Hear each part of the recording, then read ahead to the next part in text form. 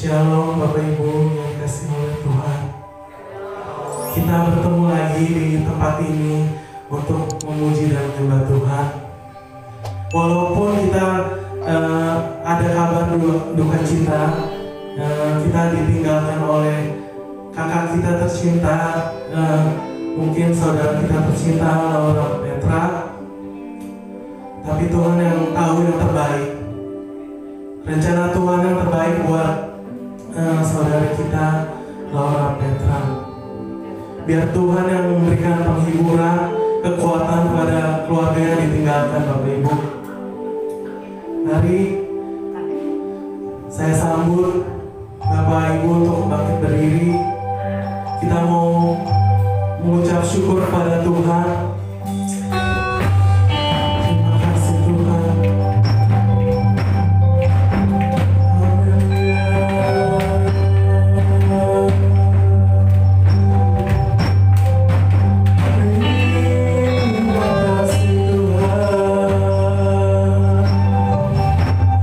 Ku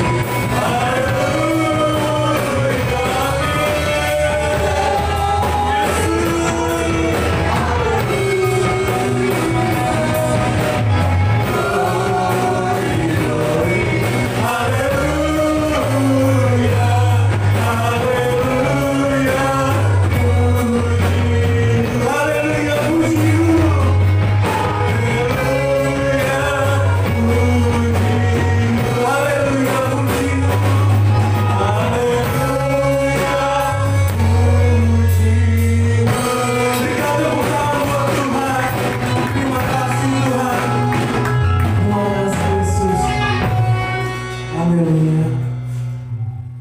Haleluya Tuhan, mengucap syukur Tuhan buat hari ini kalau Engkau kumpulkan kami di tempat ini Bapak.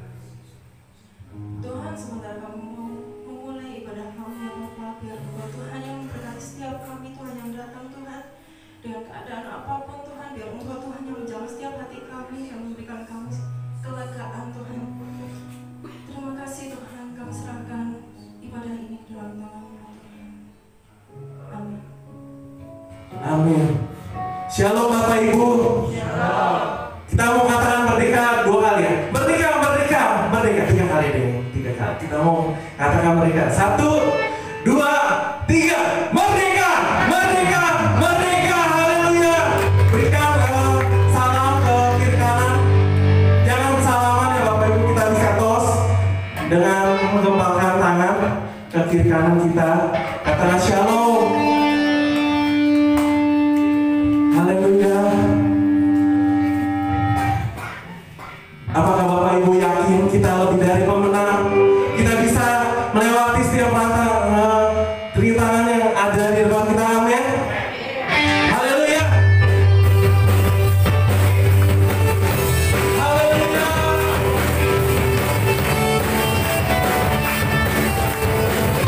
Kita lebih dari pemenang.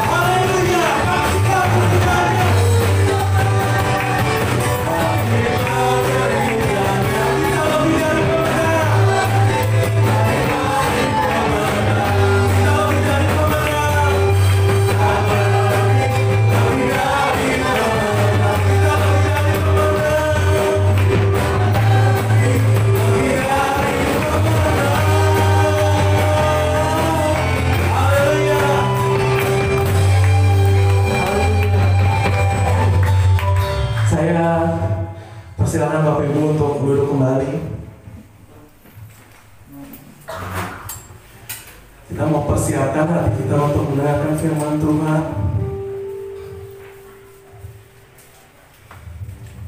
Biarlah firman Tuhan ini dapat memberikan kita kekuatan, dapat menuntun kita ke jalan yang benar, Bapak Ibu. Haleluya, Yesus.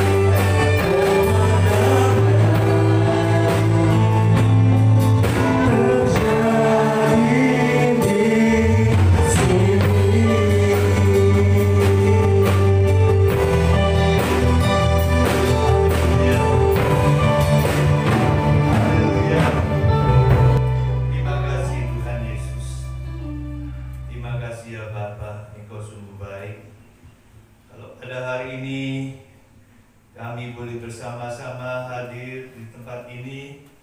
Kami boleh beribadah pada Engkau Tuhan. Kami merindukan firman Tuhan yang sangat kami butuhkan dalam kehidupan kami. Biarlah Engkau berbicara melalui hamba-Mu.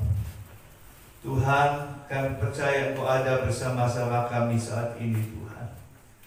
Kami sangat membutuhkan firman Tuhan untuk menuntun hidup kami, melewati kehidupan kami di dunia ini Tuhan, supaya kami boleh tahan dan kuat untuk Tuhan selalu mengiring Engkau, melakukan perintah-perintah-Mu Tuhan, melakukan hukum-hukum-Mu ya Yesus.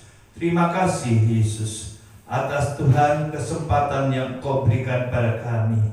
Dan apabila ada kuasa-kuasa roh jahat yang akan mengganggu jalannya pemberitaan firman Tuhan saat ini, kami ikat, kami patahkan, dan kami tolak hanya di dalam nama Tuhan Yesus Kristus. Tuhan Yesus berkuasa, dan Engkau akan Tuhan beserta kami. Roh Kudus akan membukakan rahasia-rahasia dan firman-Mu supaya kami boleh mengerti akan kehendak-Mu. Terima kasih Bapa, segala puji dan hormat kami naikkan hanya bagi-Mu. Haleluya. Amin. Silakan duduk, saudara. Shalom, saudara. Shalom semua. Puji nama Tuhan, kalau pada hari ini saya boleh kembali diberikan kesempatan untuk memberitakan firman Tuhan. Saya mengucap syukur pada Pak Gembala saudara yang sudah memberikan waktunya untuk saya untuk membagikan firman Tuhan. Seperti yang ditulis tadi di sebelum ibadah, tema dari firman Tuhan yang akan saya bawakan adalah merdeka di dalam Kristus. Ya, merdeka di dalam Kristus. Saudara, kira-kira 11 hari yang lalu kita sudah merayakan atau memperingati hari apa? Kemerdekaan Indonesia, ya, pada tanggal 17 Agustus yang lalu, ya. Saudara, kalau berbicara tentang kemerdekaan, saudara, tentu menjelaskan tentang suatu kebebasan, ya. Kebebasan dari apa, ya? Yaitu bebas dari penjajahan dan juga bebas dari penindasan seperti yang terjadi atau yang dialami oleh negara kita yang kita cintai, yaitu Indonesia. Saudara, secara hukum, ya, maksud saya secara hukum, de jure, Indonesia ini sudah merdeka. Ya, banyak negara-negara yang mengakui kemerdekaan dari negara Indonesia. Ya, sejak Bapak Proklamator kita, yaitu Bapak Insinyur Soekarno dan Dr. Andreas Muhammad Hatta, ya, pada tahun 45. Nah, saudara, tetapi secara realitas atau de facto-nya, ya, secara realitasnya, apakah negara kita Indonesia ini sudah benar-benar merdeka? Kadang-kadang ada negara yang sudah merdeka, ya, secara hukum, tapi kenyataannya sebenarnya masih dijajah.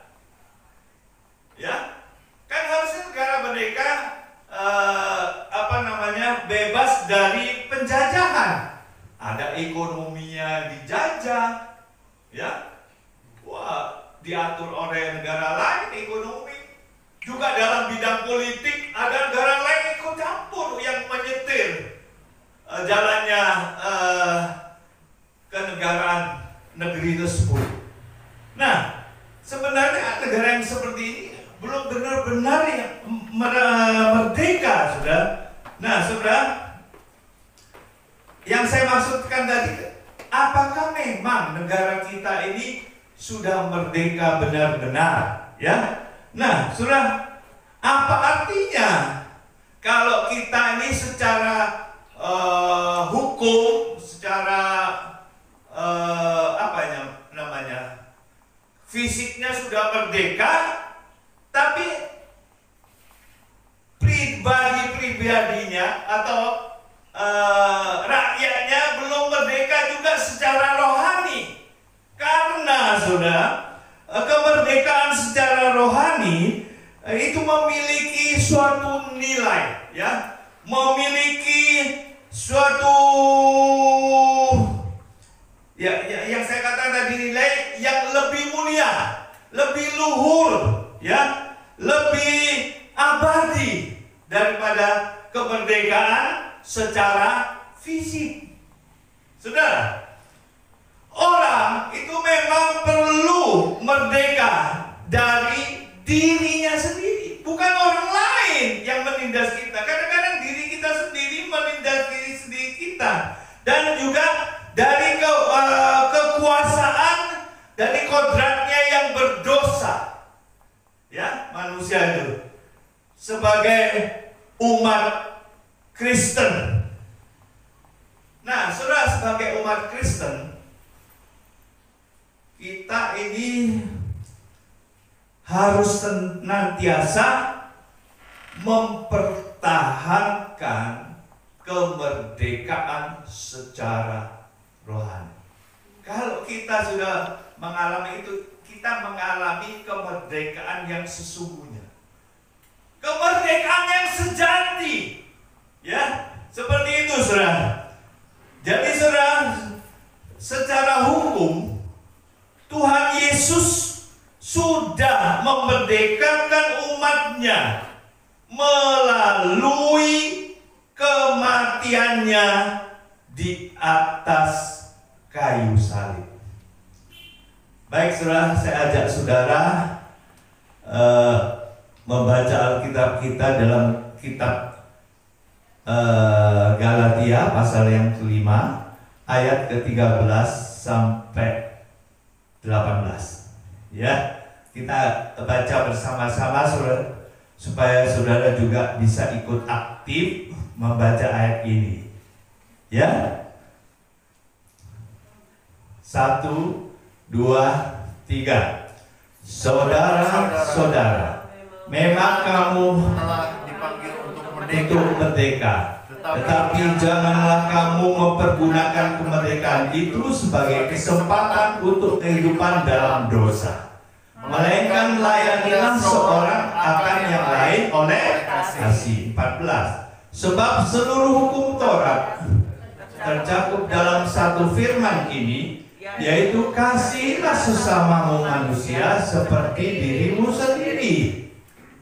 Tetapi jikalau kamu saling menggigit dan saling menelan, awaslah, supaya jangan kamu saling membinasakan. Maksudku ialah hiduplah oleh Roh, maka kamu tidak akan menuruti keinginan daging. Sebab keinginan daging berlawanan dengan keinginan roh, dan keinginan roh berlawanan dengan keinginan daging, karena keduanya bertentangan, sehingga kamu setiap kali tidak melakukan apa yang kamu kehendaki. Terakhir, akan tapi jikalau kamu memberi dirimu dipimpin oleh roh, maka kamu tidak hidup di bawah hukum Taurat. Jadi, saudara, sebenarnya, saudara, tadi saya katakan Yesus sudah memerdekakan umatnya, termasuk kita umatnya, ya, orang yang beriman kepada Yesus, orang yang percaya pada Yesus. Dan itu dinyatakan dalam Injil Yohanes pasal yang ke-8 ayat yang ke-36 mengatakan demikian. Coba Injil Yohanes pasal yang ke-8 ayat yang ke-36 ada?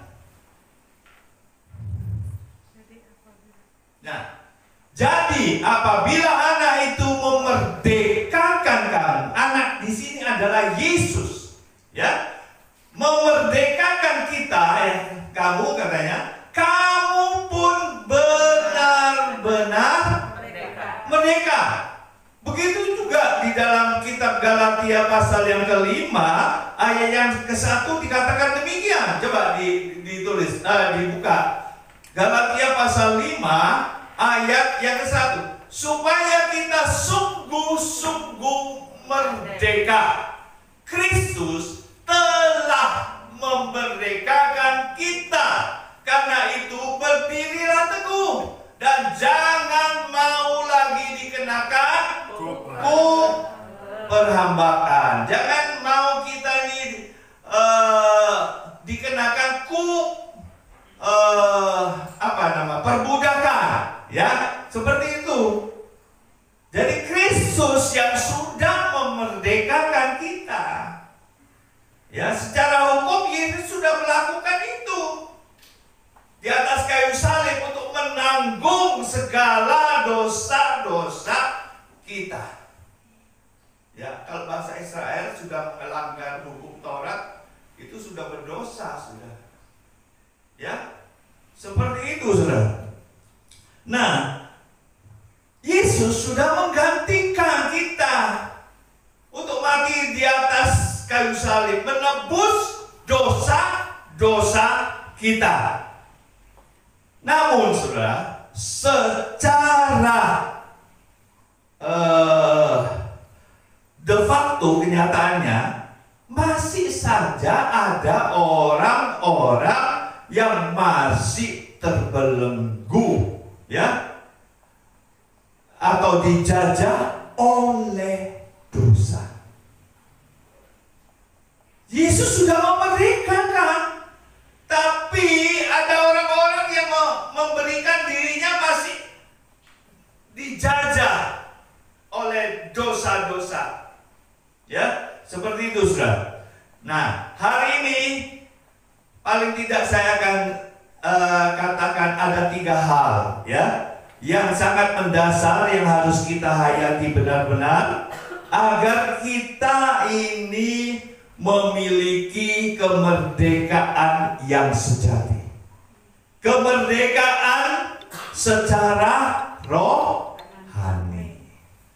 Yang pertama, saudara, ya, kemerdekaan yang sejati itu harus dipahami secara menyeluruh, secara utuh dan benar. Ada keluar ego ya pada saya pada ya, secara utuh dan benar. Nah, saudara, kalau saudara perhatikan, istilah merdeka itu berasal dari bahasa Yunani, ya, bahasa Alkitab, bahasa aslinya, yaitu eleuteria, ya, yang artinya bebas, ya, tidak terikat, tidak dijajah oleh sesuatu, bebas dari perbudakan, bebas dari perhambaan, ya. Nah, fakta menunjukkan bahwa makna dari kemerdekaan atau kebebasan manusia banyak disikapi dengan cara yang salah.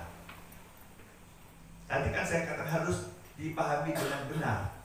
Tapi faktanya banyak orang memahaminya dengan cara yang salah.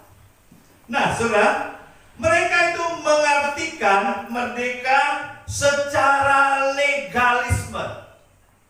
Legalisme ini mereka itu mengedepankan aturan hukum legal, ya. Misalnya hukum Taurat. Nah, seperti itu, saudara. Nah, atau juga terikat kepada aturan agama yang mengikat secara ketat. Harus diikuti aturan-aturan agama ini, seperti Yudaisme itu. Bangsa Israel menganut ini, ya. Nah, saudara, akibatnya keagamaan bukan lagi bersifat rohani, melainkan bersifat lahiriah. Kisah 15 ayat 1 mengatakan demikian. Coba kita lihat ya. Dalam Kisah Para Rasul pasal 15 ayat yang pertama dikatakan demikian, Saudara. Beberapa orang datang dari Yudea ke Antiokhia dan mengajarkan pada saudara-saudara di situ, jikalau kamu tidak disunat secara lahiriah, maksudnya ini, menurut adat istiadat yang diwariskan oleh hukum Musa, kamu tidak dapat diselamatkan. Jadi secara lahiriah kalau orang tidak disunat itu tidak selamat, kata mereka. Ya, jadi mereka terikat oleh hukum Taurat ini. Makanya orang-orang yang saat ini Rasul kalau katakan bukan sunat secara lahiriah yang penting sunat hati, katanya bilang begitu kan. Dikatakan seperti mereka yang menganut Yudaisme ini, bangsa-bangsa Israel itu, dia itu percaya kalau mereka mau masuk dalam golongan kita harus disunat dulu. Itu yang mereka lakukan, saudara. Nah, saudara yang dikasihi Tuhan, itu yang pertama. Yang kedua, ada juga kelompok manusia yang mengartikan kemerdekaan itu secara ekstrim. Karena sudah bebas katanya, mereka mengartikan mereka itu sebagai suatu kebebasan atau boleh berbuat apa saja sesuka hati mereka. Kan sudah bebas kita, apa saja boleh dibuat. Seperti itu, saudara. Nah, dalam surat Galatia disebutkan bahwa umat Kristiani adalah umat yang sudah dipanggil ya untuk merdeka karena Yesus Kristus yang telah memerdekakan kita atau umatnya. Tadi kan kita sudah baca ya dalam Galatia 5 ayat 1 tadi. Nah, saudara, namun kemerdekaan yang telah dimiliki itu tidak boleh ditambahi di dalam ayat 13 tadi ya, terutama ayat 13a itu, ayat 13 tadi ya, ada disebutkan dipergunakan untuk kehidupan dosa. Jadi tidak bisa berbuat apa saja, ada syaratnya, jangan dipergunakan untuk kehidupan dosa. Mereka Yesus sudah memerdekakan, bukan berarti bahwa bebas berbuat apa saja. Jangan sampai melakukan kehidupan dosa. Memang Yesus sudah memerdekakan kita. Nah, seperti itu, saudara. Kemerdekaan adalah hak bagi setiap kita. Di dalam pembukaan Undang-Undang Dasar 45, kemerdekaan adalah hak segala bangsa, katanya gitu kan. Memang iya, tapi jangan untuk melakukan kehidupan yang berdosa, sudah. Tetapi kita tidak akan pernah memperolehnya, ya, kemerdekaan itu, karena kemerdekaan itu tidak dipahami secara utuh tadi, menyeluruh tadi, dan juga dengan benar. Jadi kemerdekaan yang kita alami oleh karena Kristus itu harus dipahami ya secara utuh dan apa? Benar. Ya, itu yang pertama. Baru kita bisa mendapatkan kemerdekaan yang sejati, kemerdekaan secara rohani. Yang kedua, kemerdekaan yang sejati itu berlandaskan hukum kasih, bukan hukum Taurat, hukum kasih. Itu bisa saudara lihat dalam ayat 13b sampai 15 ya. Kalau yang tadi A tadi harus pahami secara utuh dan benar itu dalam 13a ya. Nah, saudara, kondisi gereja Galatia atau jemaat Galatia pada saat itu dikatakan sudah disusupi ya oleh para pengacau. Ayat yang 10 dikatakan gitu, Galatia 5 ayat 10 ya, sebelum 13. Bukan hanya pengacau, tetapi disusupi oleh para penghasut. Ayat 12 dikatakan begitu. Nah, saudara, mereka itu membelokkan ajaran kekristenan yang sesungguhnya yang sudah diajarkan oleh Rasul Paulus pada jemaat Galatia, itu dikacau. Sehingga saudara, mereka boleh dikatakan terkontaminasi. Ya, ada ya mereka yang terpengaruh saudara oleh ajaran-ajaran orang-orang yang harus berlandaskan hukum Taurat. Karena ketakutannya Rasul Paulus ini, ajarannya sudah dibelokkan, akhirnya jemaat Galatia, Rasul Paulus ini menulis surat kepada jemaat Galatia. Memang jemaat Galatia itu dirintis oleh Rasul Paulus, ya. Kemudian mereka pergi, Paulus melanjutkan perjalanannya, kan ada 3 perjalanan ya Rasul Paulus itu kalau salah itu. Nah, saudara, karena dia mendengar sudah begitu ada orang-orang yang hasut seperti itu, karena memang kekristenan itu, Injil yang disampaikan Rasul Paulus itu adalah orang itu dibenarkan oleh karena Yesus yang memerdekakan. Yesus sudah menebus dosa-dosa mereka melalui Yesus sendiri menjadi korban di atas kayu salib, mati di atas kayu salib untuk menggantikan kita orang berdosa. Karena tidak ada satu orang pun yang bisa melakukan semua hukum Taurat. Karena hukum Taurat itu satu saja dilanggar, gagal semuanya. Makanya dikatakan kita hidup sekarang ini berlandaskan hukum kasih, ya. Zaman anugerah, kita hidup di zaman anugerah. Jadi Yesus sudah menggantikan, kalau kita beriman kepada Yesus Kristus, kita diselamatkan. Dikatakan dalam Kisah Rasul 4 ayat 12 apa saudara? Ada yang tahu? Keselamatan itu hanya ada di dalam nama Yesus. Ini dasarnya. Jadi tidak lagi harus melakukan hukum Taurat diselamatkannya. Ya, kita harus bersyukur.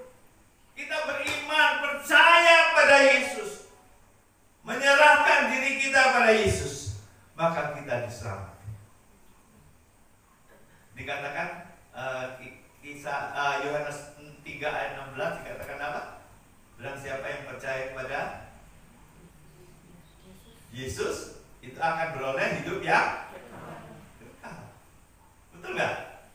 Ini anugerah daripada Tuhan Yesus kepada kita, ya. Jadi Rasul Paulus ini menulis surat kepada jemaat di Galatia, ya. Nah, saudara yang dikasihi Tuhan, Paulus menekankan bahwa kebenaran sejati bukan pada kebenaran hukum Taurat, tetapi kepada hukum kasih, yaitu kasih karunia. Bila kita mengharapkan kebenaran dari hukum Taurat, dikatakan dalam ayat 4, Galatia 5 ayat 4, dikatakan kita akan terlepas dari Kristus dan tidak hidup dalam kasih karunia Allah. Itu ditulis dalam Galatia 5 ayat yang keempat.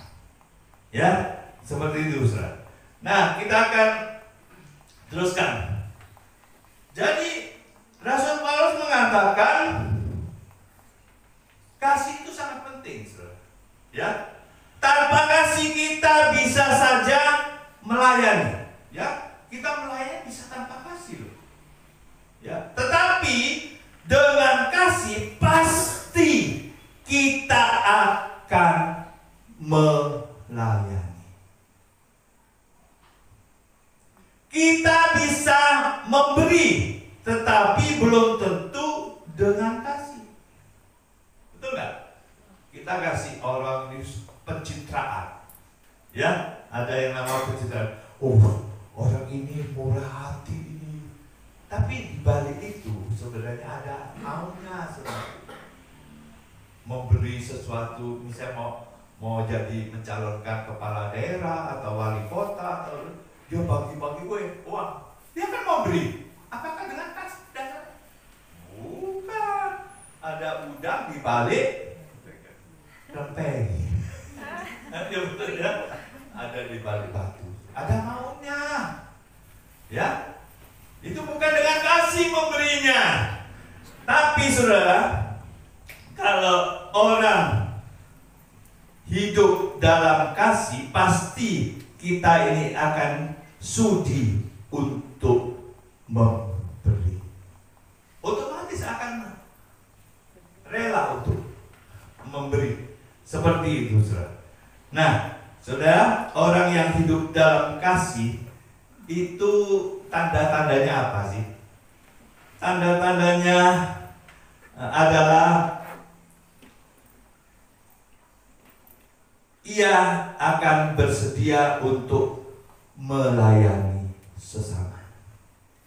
Kemudian yang lain, tidak mementingkan dirinya sendiri, tidak egosentris, ya, tidak. Memiliki ketulusan, bukan keterpaksaan.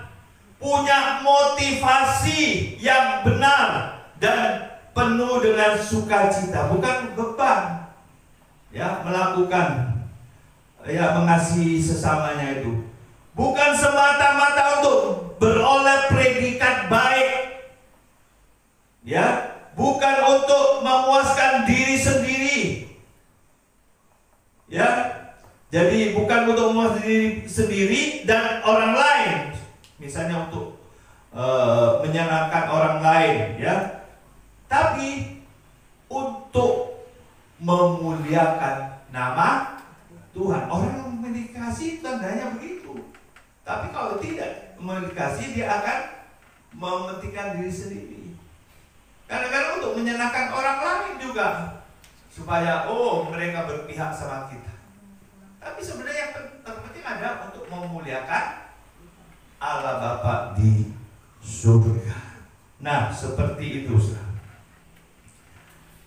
Saudara, bila kepuasan diri ini tidak dipenuhi, ya, jadi untuk kepuasan dirinya itu tidak dipenuhi, berpotensi untuk bisa saling menggigit. Kata ayat tadi, ya, ayat yang keberapa tadi, ya? 16 sampai 18 tadi dikatakan begitu. Ya. Kok 16? 15, ya, ayat 15. Nah, saudara, bahkan bisa saling membinasakan. Bukan hanya saling menelan, saling gigit, tapi bisa saling membinasakan. Wah, cilaka ya. Orang yang kalau sudah dirinya tidak terpuaskan, akhirnya saling sikut, saling menelan, saling gigit. Bahkan bisa sampai saling membinasakan. Sebenarnya mereka itu belum merdeka, ya, belum. Dan yang ketiga, yang terakhir, kemerdekaan yang sejati itu adalah penolakan terhadap keinginan daging. Ayat 16 sampai 18. Ya, penolakan terhadap keinginan daging. Nah, sudah konsep dari kebebasan orang dunia mengekspresikan, ya, menggambarkan keinginan daging atau hawa nafsunya yang jahat, ya. Tubuhnya itu sudah dikuasai oleh keinginan daging, bukan keinginan roh. Ya, kalau saudara baca di dalam ayat 16 sampai 18. Ada hakikatnya mereka tidak mengalami kemerdekaan karena masih dibelenggu oleh dosa. Dibelenggu oleh perbuatan-perbuatan daging. Kalau saudara baca di dalam pasal 5 ayat berikutnya, disebutkan tuh perbuatan daging apa? Kecemaran, percabulan, hawa nafsu, dan lain sebagainya. Mereka itu masih dibelenggu. Mungkin orang lain tidak tahu ya, tidak melihat itu. Tapi mereka itu rupanya masih dibelenggu oleh perbuatan-perbuatan daging itu, keinginan daging. Maka saya katakan mereka belum mengalami yang diikat oleh keindahan ini, belum mengalami kemerdekaan secara rohani. Meskipun orang lain kelihatannya merdeka, ada apa-apa, tapi mereka masih diingat oleh keinginan daging. Ada mabuk-mabukan, ada apa lagi?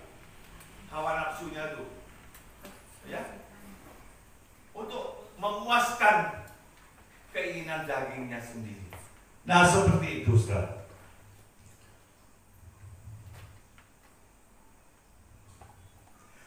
Sementara orang merdeka senantiasa hidup oleh roh dan dipimpin oleh roh.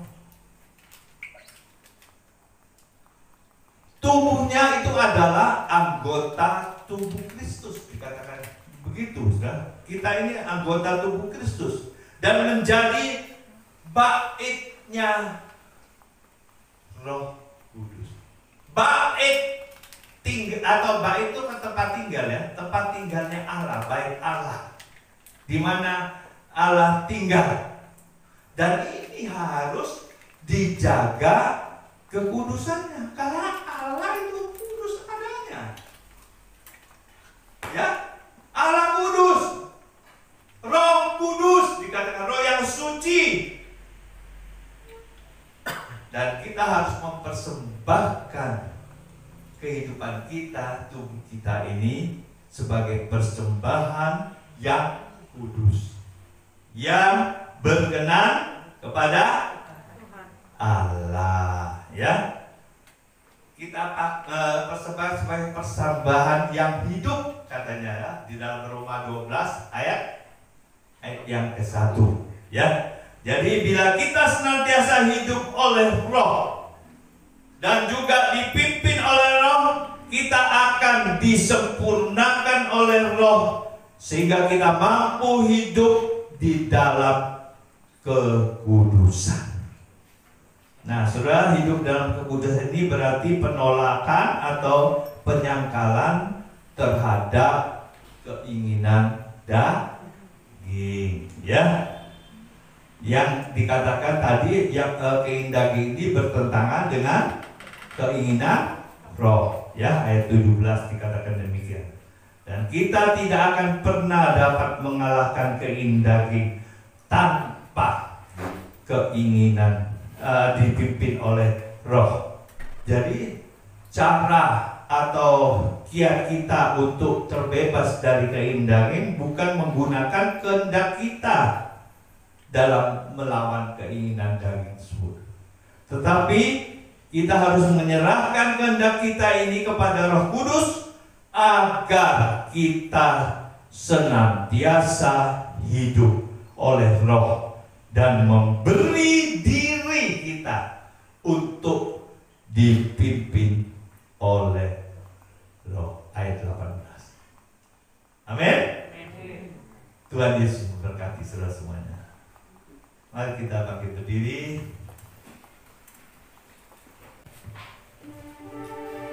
Haleluya.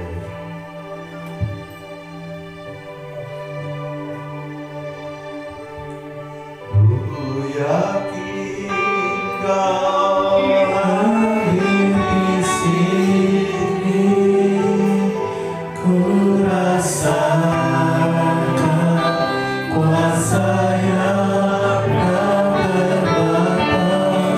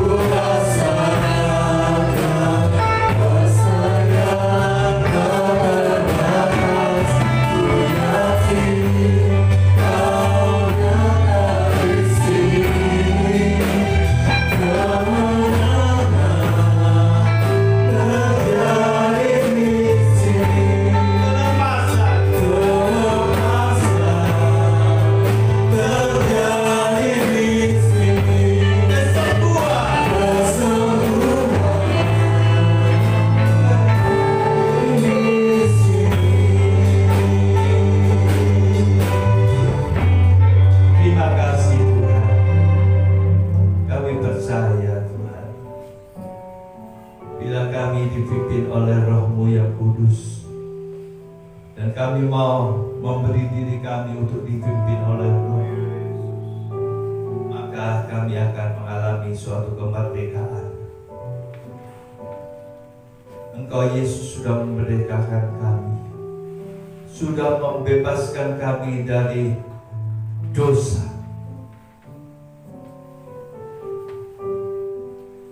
Engkau sudah membebaskan kami dari penderitaan, Tuhan.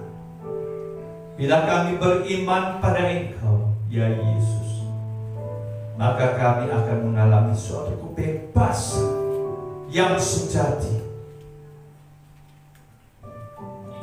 Terima kasih atas pengorbanan-Mu di atas kayu salib, Tuhan Yesus. Engkau sudah rela untuk menggantikan kami, menanggung segala dosa kami di atas kayu salib, Tuhan. Sehingga oleh kasih karunia-Mu, ketika kami beriman pada Engkau, percaya pada Engkau, memberikan diri kami, mempercayakan hidup kami ke dalam tangan-Mu, kami akan mengalami kemerdekaan yang sejati. Tuhan, kami percaya ketika kami percaya pada-Mu, Tuhan, dosa kami sudah ditebus. Engkau sudah menanggung segala sakit kami di atas kayu salib. Oleh bilur-bilur-Mu, Tuhan, kami sudah disembuhkan. Ketika ada di antara saudara yang merasakan ada sakit dalam tubuh saudara, biarlah saudara tetap beriman pada Kristus, karena Dialah yang sanggup memberikan kesembuhan kepada saudara. Percayalah pada Yesus. Ketika sedang mengalami suatu masalah, Kristus yang akan menolong saudara. Terima kasih Tuhan Yesus. Berkati jemaat-Mu Tuhan yang mendengarkan firman-Mu Tuhan. Roh Kudus akan menjelaskan lebih detail lagi dalam kehidupan masing-masing, supaya saudara merasakan, mendapatkan kebebasan, mendapatkan kemerdekaan yang sesungguhnya, kemerdekaan yang sejati, yang sangat kita perlukan dalam kehidupan kami. Terima kasih Tuhan Yesus, terima kasih. Segala puji dan hormat kami naikkan hanya bagi-Mu. Hanya di dalam nama Tuhan kami Yesus Kristus kami mohon doa kami. Haleluya. Mari kita semua yang percaya kita katakan amin. Terima kasih untuk hamba-Nya Pendeta Muda Chandra Wahono yang telah memberitakan firman Tuhan. Tuhan Yesus memberkati. Tiba saatnya Bapak Ibu, kita mau memberikan yang terbaik buat Tuhan. Saya undang yang bertugas untuk melayani. Mari kita sama-sama berdoa Bapak Ibu. Terima kasih Tuhan, pada hari ini Tuhan kami mau memberikan Tuhan yang terbaik buat Tuhan. Biarlah persembahan ini Tuhan Yesus bisa memperluas kerajaan-Mu Tuhan di tempat ini. Terima kasih Tuhan Yesus, kami siap Tuhan untuk memberikan yang kami punya Tuhan Yesus, persembahan yang kami punya. Hanya dalam nama Tuhan kami Yesus Kristus, haleluya, amin.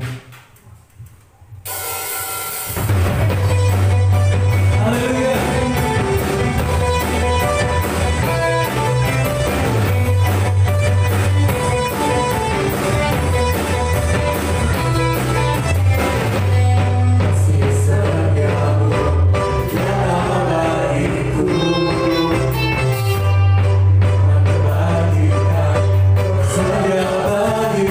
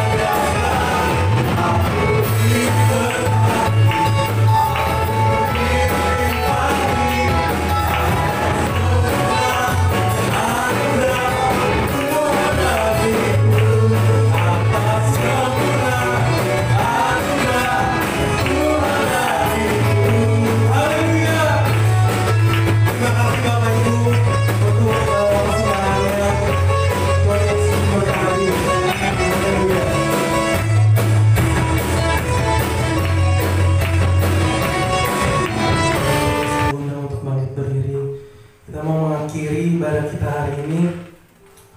Haleluya Yesus.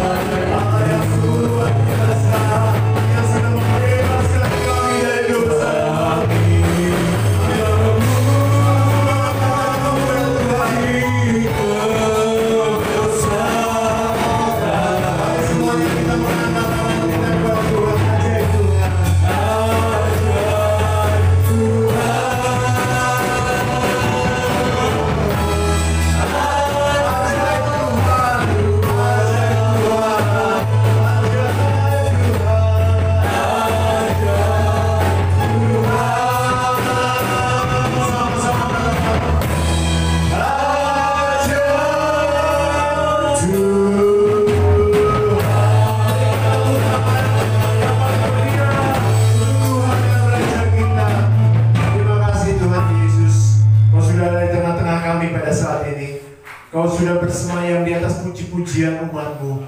Kau juga sudah berfirman kepada kami semua.